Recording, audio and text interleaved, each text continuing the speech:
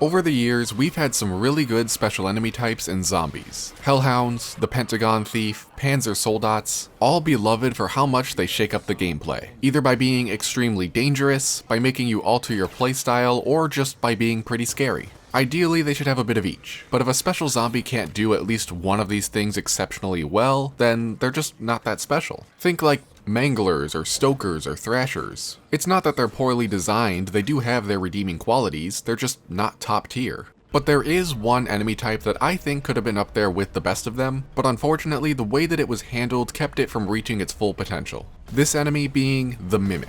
Now, mimics, while not the most original idea, are really cool. Monsters disguised as ordinary objects, hiding in plain sight and just waiting for the opportunity to ambush you. They play into one of our most primal fears of predators potentially lurking in the shadows, making you suspicious of what otherwise appears to be a safe environment. And I think that they make a great addition to Call of Duty Zombies, especially in this new era with item drops and loot chests being core gameplay mechanics. And I would say that our introduction to them was perfect. Even though they were originally introduced on Firebase Z, it really all started with Cold War's on-disk map, Die Maschine. Die Maschine was responsible for introducing all of Cold War's new gameplay mechanics, which included ground loot. Players were taught that zombies might drop a variety of different items which were free to be picked up and used at their convenience. This may sound inconsequential, but it did establish that these item drops were safe, which was very important. Now, fast forward to the release of Firebase Z. While you work to restore power at the facility, you may notice an odd item on the ground. Something may appear to be wrong with it, maybe the rarity is too high, or maybe it's in a room where there shouldn't be any drops, but whatever it may be, millions of years of survival instincts will start to trigger alarm bells in your head. But the previous map had just established that nothing bad ever happens from picking up loot drops, so you go for it, and you meet your first Mimic.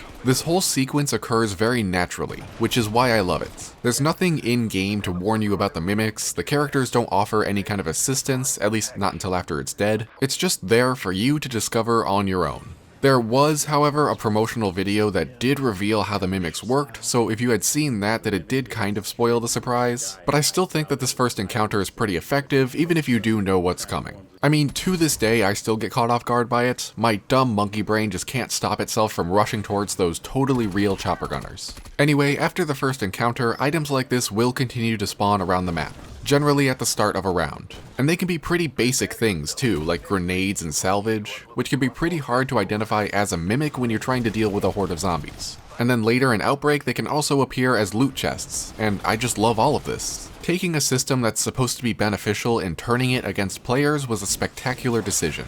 It adds so much more tension to the game because you can never be 100% certain that something is real, not unless you actually see it drop. But unfortunately, that's all the good stuff I have to say about mimics. From here on out, it's all downhill. So where to start? Well, mimics are ambush predators, specifically the type that use aggressive mimicry, which very much exists in the real world. And while mimics are a far more fantastical example of this than any real animal, the basic principles should remain the same, like how ambush predators will lie in wait, potentially for long periods of time for the perfect opportunity to strike. Do mimics do this?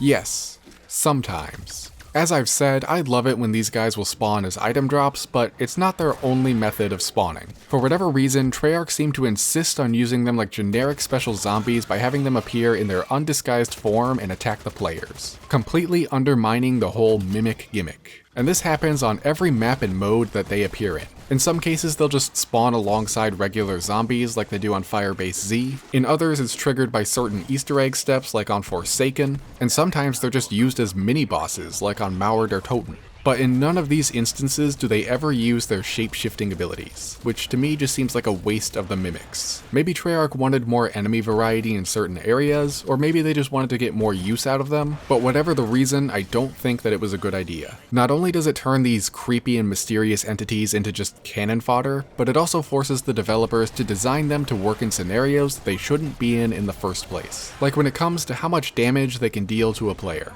Out in nature, when the opportunity arises, an ambush predator will unleash a fast, overwhelming attack to capture its prey.